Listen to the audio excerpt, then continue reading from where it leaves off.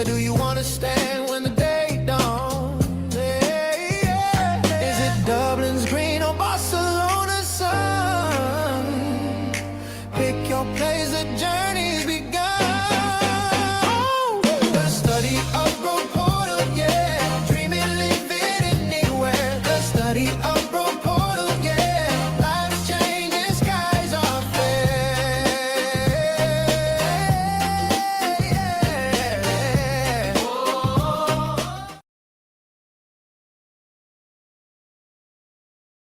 And there we go. Thanks everyone for joining. And you're joining the webinar for Università Cattolica, the Sacro Cuore. They were able to say that better than me. And we're going over to them in just a minute. My name is Luc Mulling. I'm the moderator of today. And yeah, we are lined up for a great session. We're going to talk about the master in viticulture and enology. And you'll hear about that from the professor and a student. So we have also a student with us. Great to hear. And so we can hear the experience actually from how it is to study that program. So hold on to your questions and you do make sure you ask them. You can actually, by the way, write those questions at any time through the panel called questions at the right bottom. So please, by all means, do that. And then we'll be dealing them with those questions later on. Also, I'll be opening up some polling questions. Actually, I already have a polling question up and open for you to know a bit more about your feedback. And in this case, what is the most important factor in selecting a university program? There will be some more pollings later on. And last but not least, you can also give us your feedback. And you can do that through an emoticon as well. So we'll have that enabled. And that is showing up at the bottom of the screen where you see react, and there you can react. Exactly, that's the one. So that's just to make it more fun and interactive for our presenters. And without further ado, let's go over to the presenters, and we'll start with Julia. She will take it on from here and introduce everyone. Thanks, Julia. Good luck. Hello, thank you very much. So, if you want to share the slides as well, I am going to welcome everybody and well to this session. So today's session is going to be a really interesting one because we're going to have an interview, so a double interview, and let's go over what is going to happen. So we have a speaker uh, who I know very well and is always happy to be here with me, Professor Stefano Poni, the program coordinator of the Sustainable Viticulture and Enology program. And we also have Liana, as I said. It's going to be a real pleasure to hear from her and me. Last but not least, I am Giulia and I do work at Università Cattolica del Sacro Cuore as well. So, what are we doing today? Well, first of all, we're going to go over what Università Cattolica really is, because maybe some of you do not know about us. Then we're going to have a brief introduction to the program. I'm just going to say a few words. And then we're going to have an interview with the professor and Liana. At the end, we're going to share some application information, so procedure, deadlines, and stuff like that. And we're going to have a Q&A session at the end. So without further ado, I will go ahead and introduce Università Cattolica del Sacro Cuore. So first of all, we are in Italy. So if you didn't know, yes, we are a very Italian university, and we are really big actually for Italian standards and even for European standards. We are basically the biggest non-state university in Europe with more than 40,000 students, 12 different schools, and 5 different campuses across Italy. We were founded in 1921, so we are not that old, but actually a little older than many universities in Italy as well. Also, the fact that we have 12 schools in 5 different campuses means we have a lot of English taught programs, more than 40 at a graduate level, and uh, a lot of Italian taught programs as well, because of course we were born as an Italian university at the beginning. So, what program are we talking about today among the 40 plus English taught programs that we have in our university? We're talking about in the Master of Science in Sustainable Viticulture and Enology, which is based in Piacenza. And it is a very interesting program from my personal perspective, because it is a course centered of biodiversity, sustainability, climate change, and it is centered, of course, about in viticulture and enology, which Italians really do, I would say, good.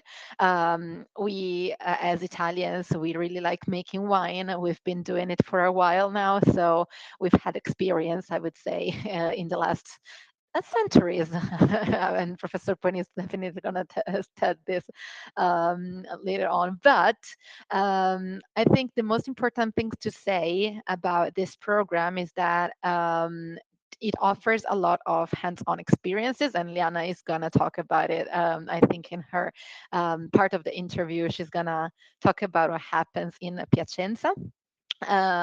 And because of the place that it is taught in Piacenza, you may not know, but Piacenza is basically in the heart of the food valley in Italy. What does it mean? It means that you are where the wine is produced. We have a winery, we have vines there, actually in the campus as well. But most importantly, we also have a lot of wineries, a lot of vineyards, etc., which are very, very close to where the campus is located.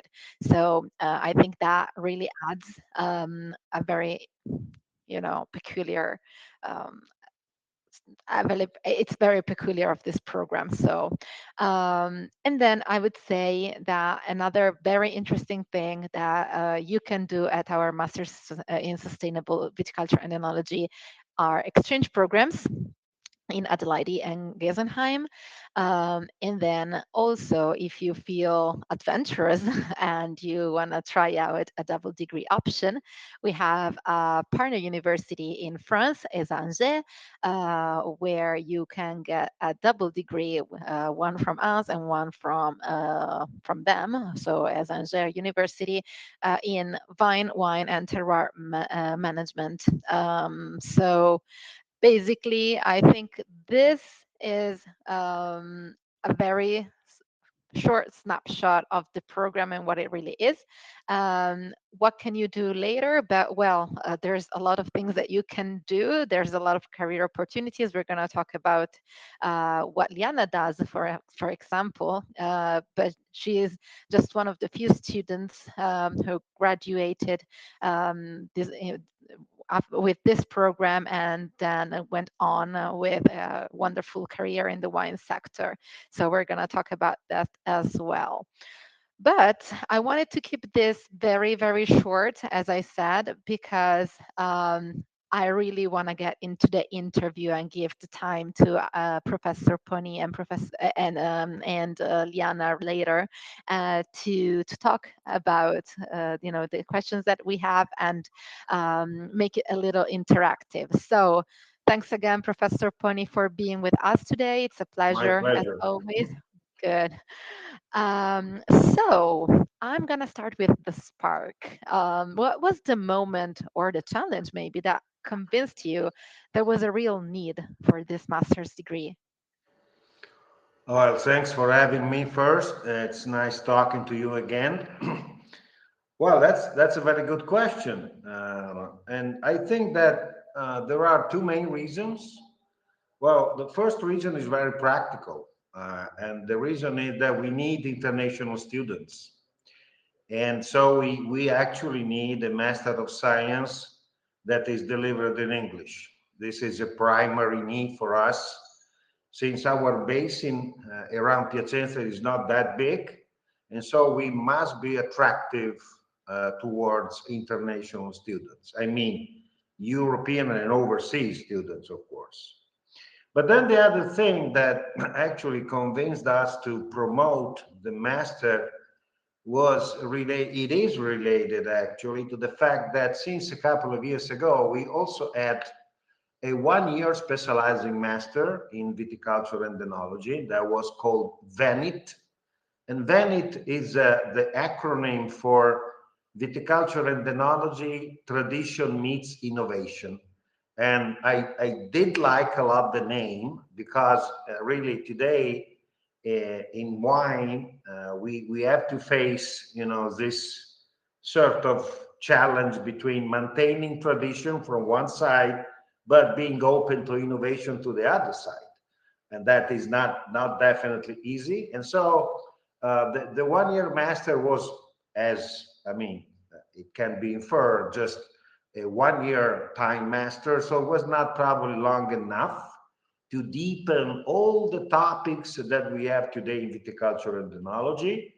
And the other thing is that a 1 year master does not give the opportunity to the students of running, for instance, a double degree, because the double degree must have 2 years.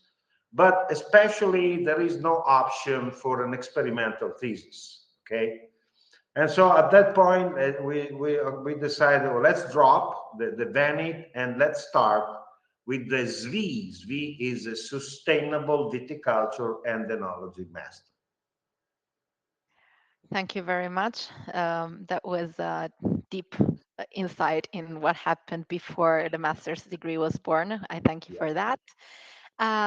So, if you had to describe the program in one image or maybe one story that captured its spirit, what would it be and why? Well, if you give me an hour, I can do so, but Sorry, I don't just a have couple it. minutes. However, let me share. Can I share the screen for a second? And I'll show you a slide. Share screen.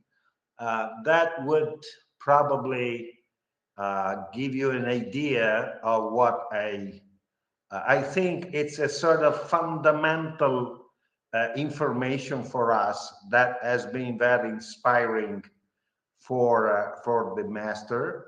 And this is what I mean. Do you see the slide? No, unfortunately, I think No, not. you don't. Yeah. Oh, No, I we did don't. share. You would have to share screen and then select the frame that you're trying to share. Okay, That's okay, important. Otherwise, we don't see it. okay. Select the frame. You must And authorize then screen select sharing. exactly, Okay, and then click OK. settings, right? Okay. Uh, doesn't come up. But anyway, let's drop it. This is too technical for me. But the concept is very simple. Okay. Uh, the we have when we talk about grapes, right? What we have in mind is basically, the vineyard, right? But the vineyard is a domesticated version of a grapevine growth. In other words, the purpose of the vine is not actually making wine. That is our purpose.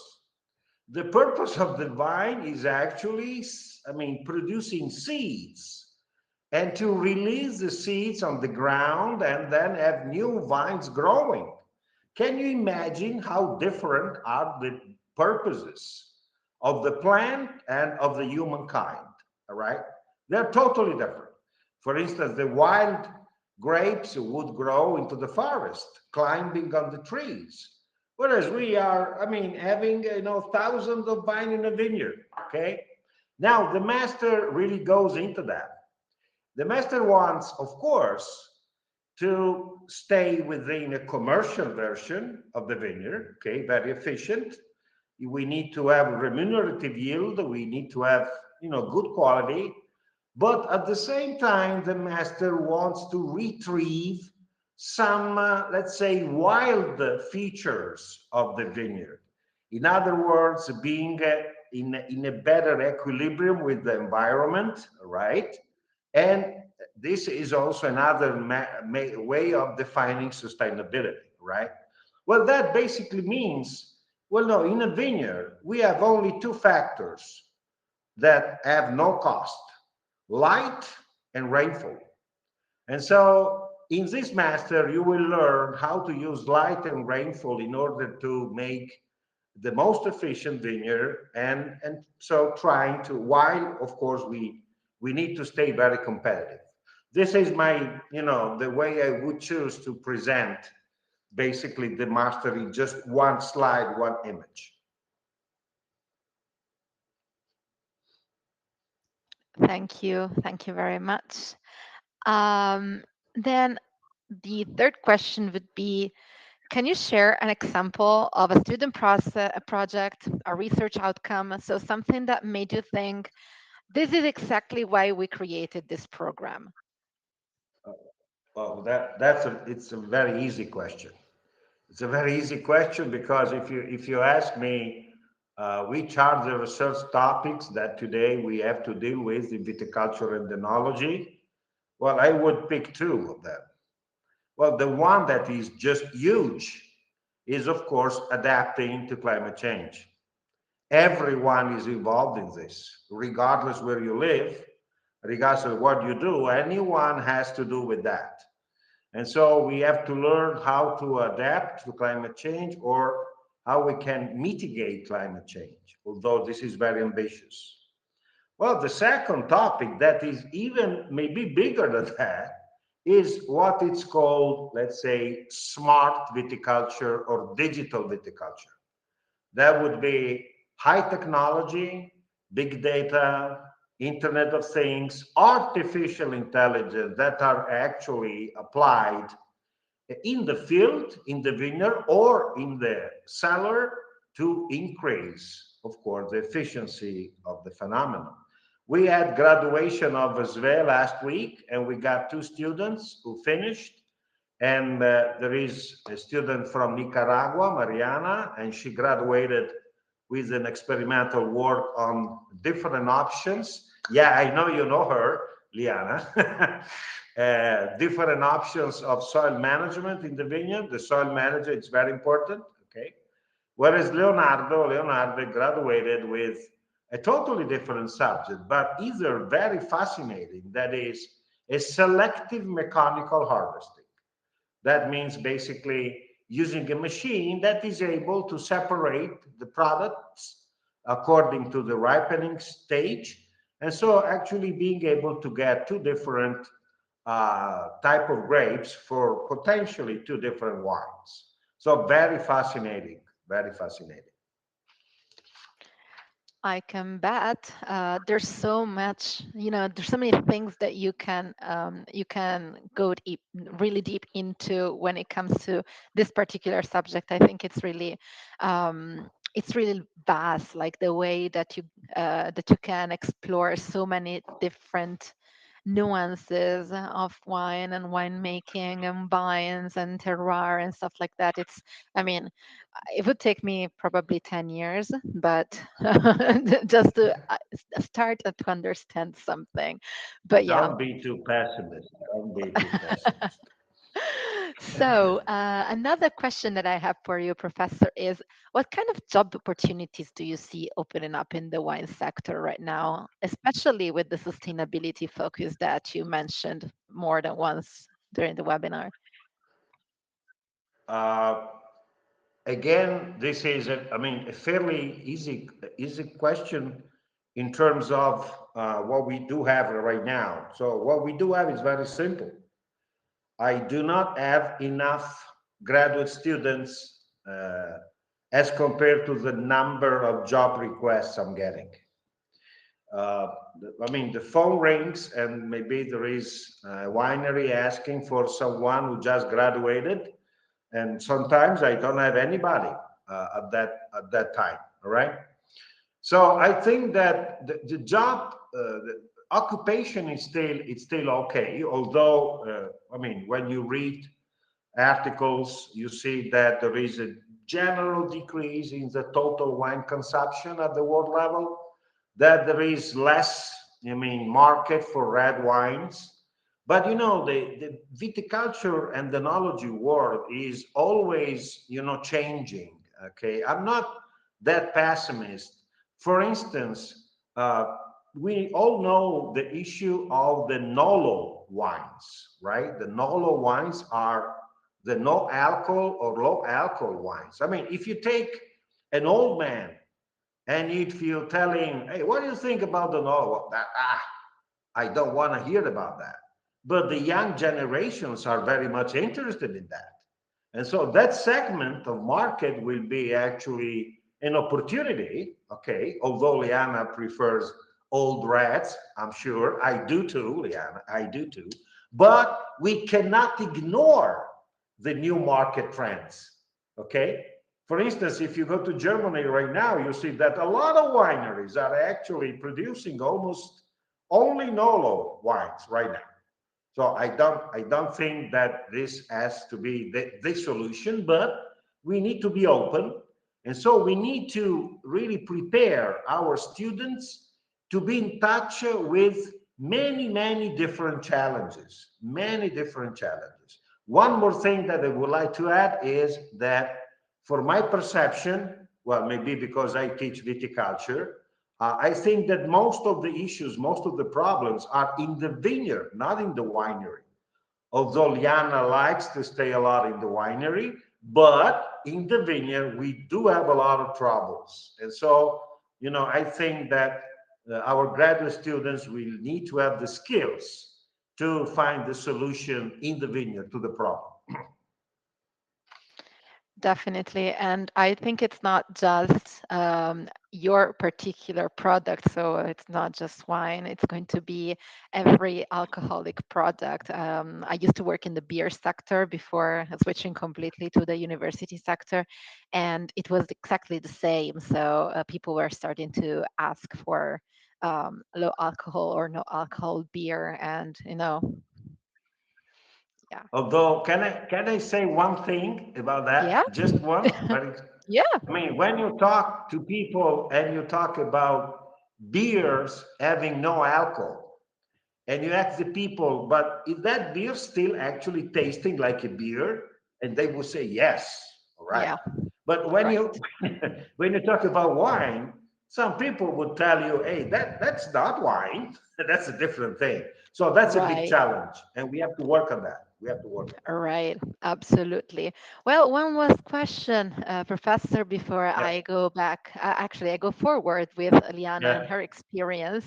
I would like to know your personal angle. So, if you were 22 today and you were just finishing your bachelor's, why would you personally choose this master's? If I was 22, I wish. Okay. Well, no, I mean, very seriously, passion first, always. You need to have the passion for the topic, regardless what your family tells you, what your friends tell you. I mean, it's on your own to decide. I want to go there because that is a passion for me. I'm passionate about that. First thing. Well, then, of course, I mean, for instance, the double degree option. Well, for me at that age would be very attractive because you have the opportunity to either, of course, improve your language skills, but at the same time you will have at graduation two different degrees, okay, taken in English in two countries that are still top countries in the wine world. And believe me, when you will interview for a job, well, the people would actually realize that you are a quite special candidate about that. And so, I mean, yeah, in my case, the answer is very easy. I would go back and do exactly the same thing I did. Very easy, very easy. That is very true. And absolutely, I think the passion that you have for the wine sector, I mean, it has to be the thing driving you towards this particular program, and also the fact that it's literally in the best country to produce wine in the world right now. Not to be too harsh about France, but we know we're always fighting as to who produces more, who produces better. But yeah, you guys have to know this as well. So thank you very much, Professor. And I want to go back, actually, go forward and go to Liana. And well, thank you, Liana, first of all, again, for being here. Um, well, one thing that I didn't tell you is that Liana is currently in the United States. She's actually from the United States. So she studied here in Piacenza with us, Università Cattolica, this particular master's, and then she went back to the US, and she's now currently, you are in Michigan, right? And what do you do now? Hi, so yeah, thank you for having me today. Yeah, so my name is Liana. I'm back in Michigan working as a harvest intern at a winery. And basically, right now, with the cooler climate we have here, we're still in the middle of harvest. So every day we are processing lots and lots of grapes. And yeah, we're getting wrapped up with our white grapes and transitioning on to the reds. Okay, well, that sounds like a lot of fun and a lot of work together. So thank you for being here and making the time for that. So, first of all, I wanted to know your first impressions on the program because, our students may be asking themselves, what is it like there?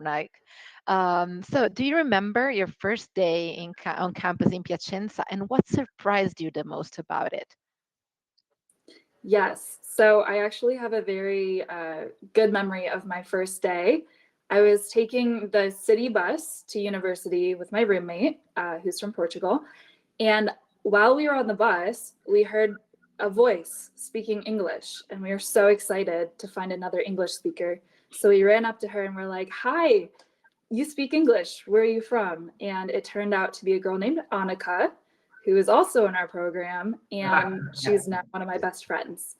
So it was a very good first day. And the university, I just remember it being very cool and exciting because not only do we have the main building where you sit in the classroom and learn, but behind the school we have a experimental winery and experimental grapevines, like a small vineyard. So it's a really cool environment for sure. Thank you very much for the first part. And the second part also was very interesting of your answer. So I wanted to ask you what life beyond class looks like. So, what was student life like in Piacenza? Any favorite spot, tradition, some moment that really made you feel part of the community? Because, international students, I think one of the biggest challenges they have is like, you have to be part of the community to actually enjoy what you do. Absolutely. So I will say, coming from the United States, where everything is very individual and I don't know, very spread out, it was fun to be in a city where I could walk everywhere. Like you can get anywhere you want to go within 15 minutes of walking. So it's a very like strong community feeling.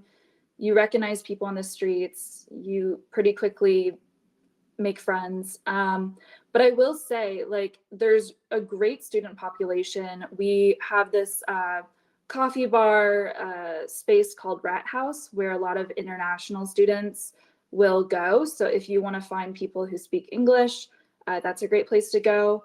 But also, I would say we were very close friends in the SFE program. So every weekend we'd hang out together and be regulars at different bars. And honestly, I think the challenge is more to stay focused on the studies, and not have too much fun outside of class because it can be very exciting living in Italy for the first time, but you have to also remember you're getting a fantastic education and not to drink too much wine outside of school. Inside, it's fine though. Yeah, Okay, good. that's work. Yeah, absolutely. Well, thank you very much. That's absolutely interesting. It's amazing to hear from an international student perspective. So, coming to something like quite unexpected, what's the one thing that you learned during the masters that you did not expect at all? Like really that something that stayed with you? So I have two. I would say from an educational side, I think what was most fascinating to me was learning about the importance of soil health and how much monoculture, where we're planting like one crop, is really like draining the life from our soil. So that was really fascinating from an educational perspective. More so lifestyle, student lifestyle. I was very impressed by all of the international students that joined. We had about 12 countries represented in our group, and it was amazing to me how similar we all were, even though we had very different backgrounds, and that like a 20, 25-year-old, 30-year-old across the world is pretty similar. We knew the same jokes, the same references, and it was very easy to get along. That is fantastic to hear. So thank you, actually, for bringing up the fact that you guys may think you're different, but you guys are very similar in many things. So I was an international student as well, so I completely understand the Mhm. struggle like that comes with thinking about studying abroad and then going abroad and being able to actually make friends and feel like less like an excluded outsider, I would say. So yeah, absolutely. So after graduation, what was the first concrete step that you took in your career, and how did the masters in particular help you get there? So my first goal uh, in graduating was to find a job, as most of us are looking for. So I wanted to start with a harvest internship, which is usually your first step into this industry to get acquainted with like how do I apply what I learned in the classroom and actually start making wine. So I was very lucky to have such great professors and relationships in the program. So Professor Pony was very helpful in helping point me in the right direction. He knew some people over in Michigan, here in the United States, where I live. And through that, I was able to kind of network and find a really great job. So that was fantastic. But I also even ended up doing a podcast that was really fun. Wasn't expecting that, but yeah, I feel like I really was well prepared with graduating and entering the work world. That is great to hear. We always talk about the fact that we have a lot of network, but one wouldn't expect Professor Pony to have network in Michigan. So how did you get that? There's a lot Just kidding. actually. Just kidding. I know No, the wine Professor world Pony. is a small world. Yeah, yeah. Yes. Wine Also the world is a university small world, world. though. So I understand that completely. So I have one last question for you, Liana. If you could go back to when you were deciding whether to apply, what would you tell your younger self? It's a good question. I would say that it is worth it. And I say that because it can be very scary. It can be frustrating at times. There's a lot of paperwork and there's a lot of change to get used to, but it's totally worth it in the end. I had so much fun. I learned so much. And honestly, living abroad was a huge goal of mine. So to get to do that in Italy was just fantastic. And now I'm very excited for my career going forward. So I would just say push through the fear and give it a try. And before I finish here, I also want to mention that starting in November, I will be taking over the social media for this program. So if you want to learn more, check out the Instagram. I'll link it in the chat. And I'll be posting more pictures and videos about student life, and then also more informational posts as well. So if you want to know more from me, you can find me there. That is absolutely great to hear. We always want, you students and alumnus to just be involved and continue to spread the word about what this masters really is. And knowing you, because I've been following you too lately, actually. Yes, I have. Sorry, not sorry. I kind of have to do it when I find a good one like you. But Aw, yeah, your content is amazing. So I can't wait to thank see what you. happens. Yeah, I can't really wait to see what happens with you taking over the Instagram and all the social media for this particular program. So thank you very much, both of you, actually, Professor Pony and Liana, for your answers. They were really interesting, and I think they really mentioned stuff that maybe you wouldn't expect to hear. Um, so before going to the Q&A section, which is usually the one where we are very excited about answering what you guys have in mind, what I would go through pretty quickly is the application process, how to apply, and who can apply. So, the applications will open in mid-November. We are going to update the website when we open applications, of course. So just know and keep it on the radar that November, actually mid-November, is going to be the date to look out for if you want to apply to this master's degree. And the applications deadline would be the start of May in 2026 if you are from a non-EU country. For EU students instead, it's going to be a little later in mid-June, just because you don't need a visa. Students who need a visa, unfortunately, they have to apply a little early. What we advise usually, regardless of your status, so either it doesn't really matter if you're from the EU or you're from non-EU countries, apply early, because if you apply early you can get admission and then go on with everything that Liana was telling you about. So everything like all the bureaucratic processes, all the things that you have to do after getting an admission, which I would say time is your ally in this case, because it does take time. So absolutely, first advice is to apply early anyways. Don't wait until the end of the application timeline. The tuition fee is going to be, well, depending on whether you produce income in the EU or non-EU countries. So if you come from a EU country and you pay taxes there, basically, your tuition fee is going to be 6,850. If you are from a non-EU country, the tuition fee is actually going to be 9,370, but you can request an international scholarship, Università Cattolica del Sacro Cuore International Scholarship, which is going to lower this to 6,400 euros. So that's about the tuition fees and when to apply. Going to the entry requirements, because I think this is definitely something that you guys want to know about.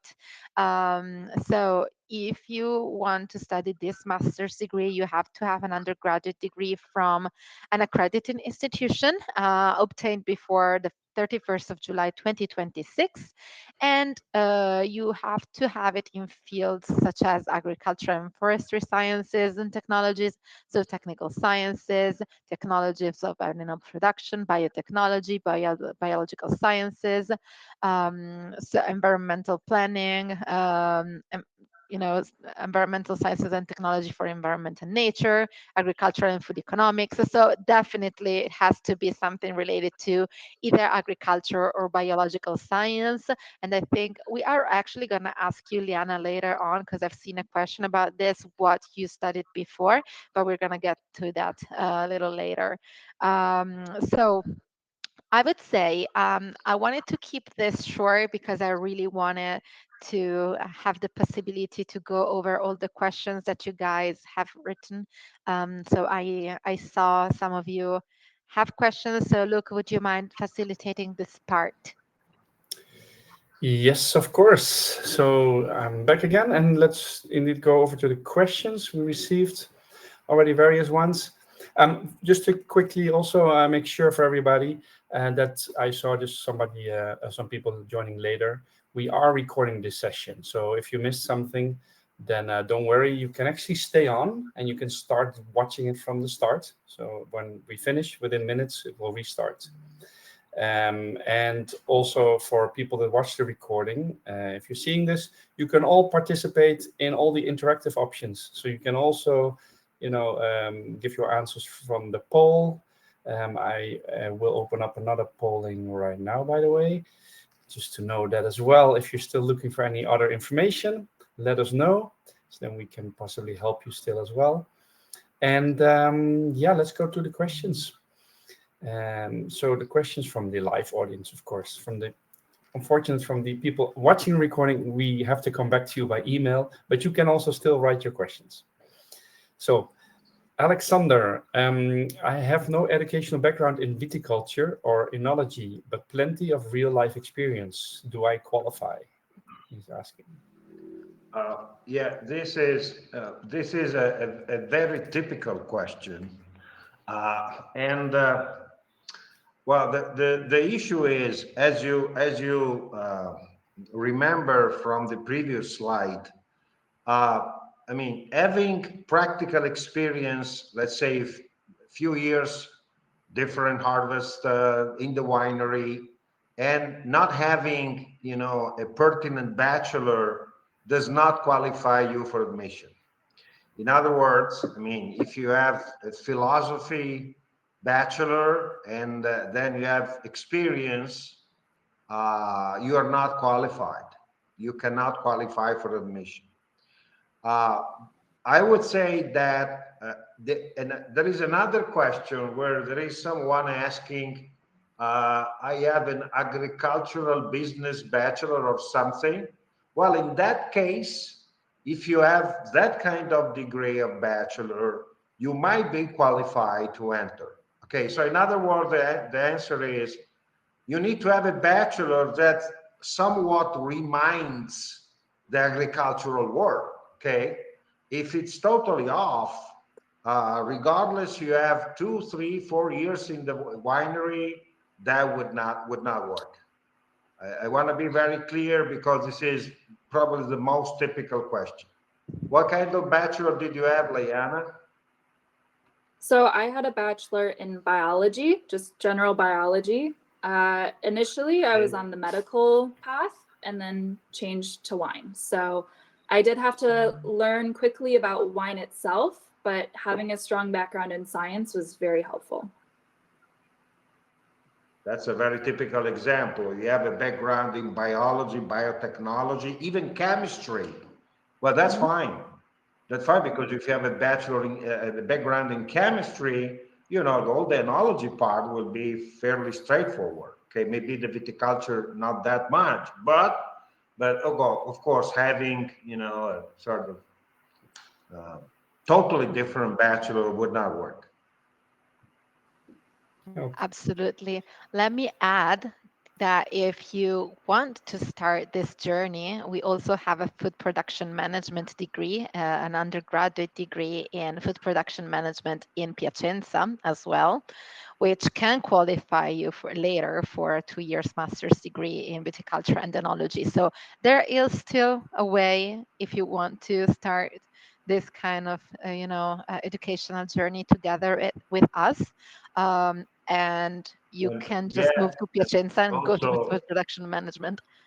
also, Julia, it does not bother if you also got your bachelor in another language, because if you are not a mother tongue, you will be asked to provide a B2 level certificate for English. So at that point, you have your certification, and that's fine. So no limits under that perspective. Okay. Very true, actually. Professor, you touched on a very good point that I forgot to mention while I was saying, when I was talking about the entry requirements. A B2 in English is essential. At least a B2, meaning with an IELTS, it would be a minimum of 6.5 all sections. And for TOEFL, it's going to be a minimum of 84. So I'm going to answer another question that usually comes after this particular statement that I make every time. If you have studied your whole degree in English, usually you are exempted from this policy. Of But course. we do have a whole section of the website that you can visit, and actually I really suggest you visit that, where you can find which kind of degrees and which kind of countries usually we accept a bachelor's degree entirely taught in English from. So absolutely go on the website, check it out, because we have a lot of information on that on there as well, as regarding specifically entry requirements for all of our master's degrees, including, of course, the Master of Science in Sustainable Viticulture and Enology. Great. Well, thank you. I think we answered a couple of questions from the list already. So I'll check that off. But I also put the link on the screen that you saw, the program overview. That is bringing you, if you click on that, to the program overview of sustainable viticulture, and there it says all the requirements as well. So the English that Julia mentioned, and more information there. So by all means, do click on that, and then at your own pace after the webinar, you can have a look at that. And I think there's admissions as well, and I think you can even apply to the portal. There is a You question can't that it apply, seems. You can? Is it open? I mean, for instance, Panagiotis having a chemistry, would that, that's okay. Or having agricultural economies, that's okay, right? But now the question that's very important is from Antonietta, where she is asking if there is any practical training during the course. Well, of course, because as Diana knows very well, each program, each course actually has a portion of indoor activity and a portion of outdoor activity, okay? That is mandatory by law. I would say 30% is outdoor and the remaining is indoor.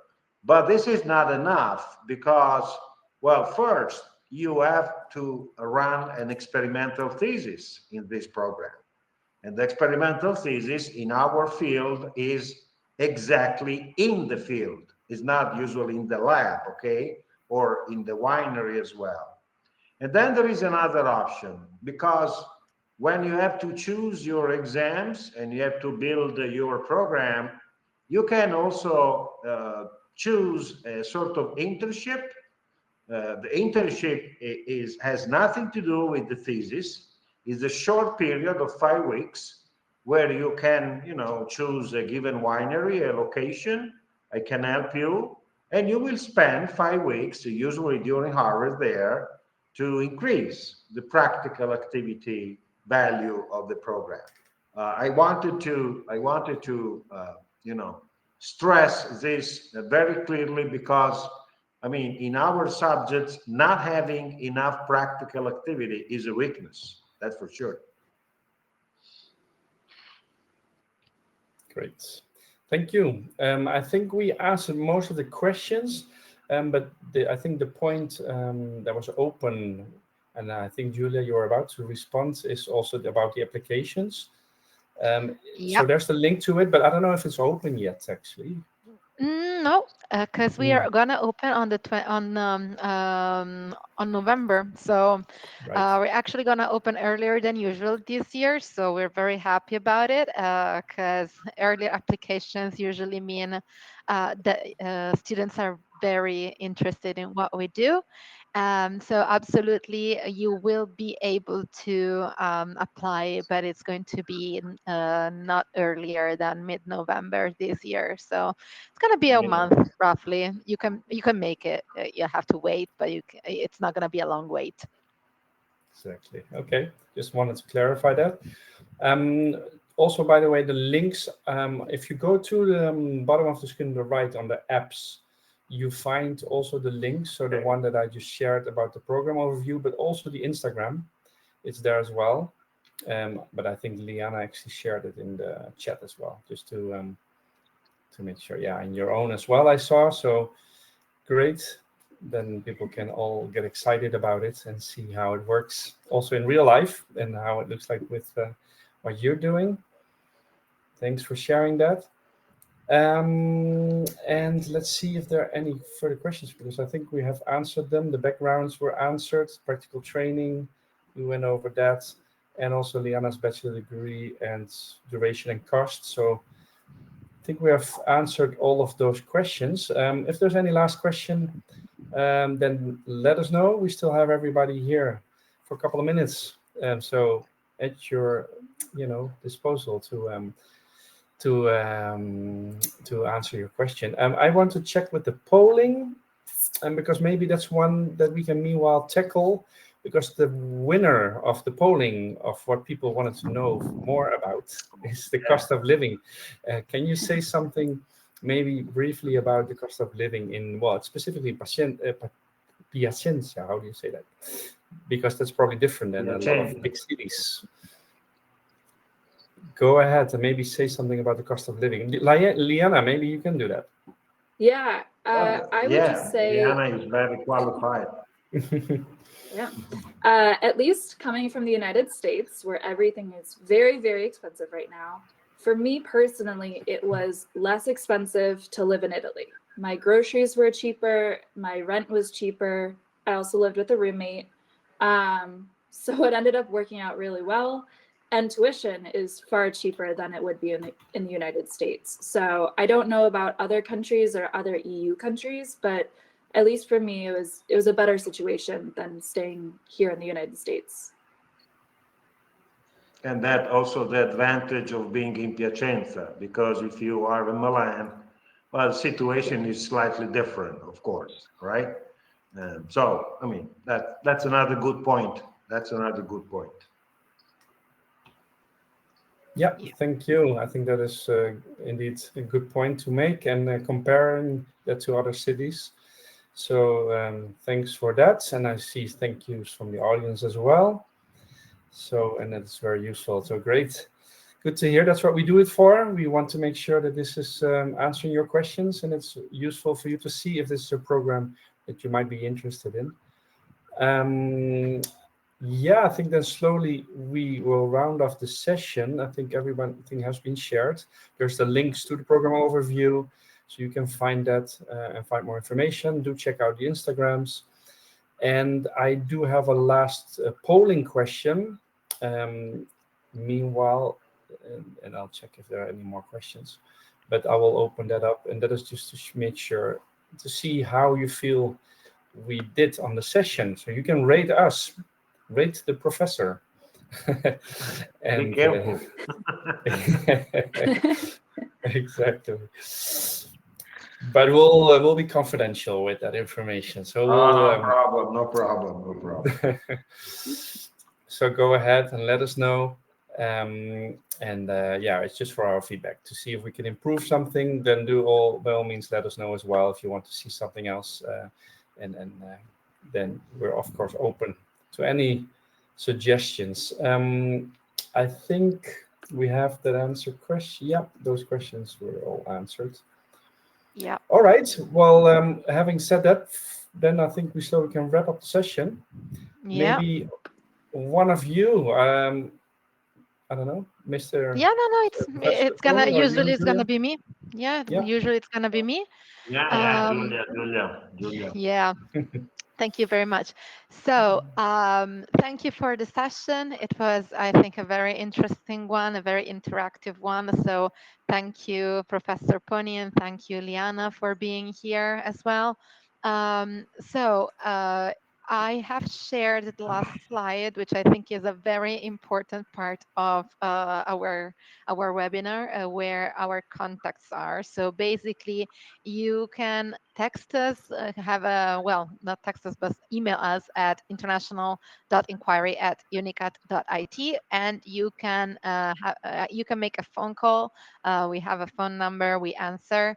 But before doing any of this, as I said, one of the most important things that you can do to gather information is to go on our website, international.unicat.it, and go through it thoroughly, because there is going to be so much information on that specific website. You're also going to find previous webinars that we have made during the year. So we have recorded them and sent them over to the webpage so that you can watch them later. You are going to find information on accommodation, cost of living as well. So yes, be careful when it comes to our website, because there's going to be a lot that you can find in there. But if you don't find what you're looking for, if you have very specific question, like, I don't know, I have this very specific bachelor's degree, can I qualify, or stuff like that, we do answer every time. So absolutely shoot us an email. And we're happy to help. Really, we're happy to help you choose your best path. So thank you very much, everybody. And that would be it from my side. All Great. Well, right. from my side as well. Thank you, everyone. Thank you. And have a good Thank you, morning, Liana. Thank you afternoon, all. or evening. Thanks. Bye Bye bye.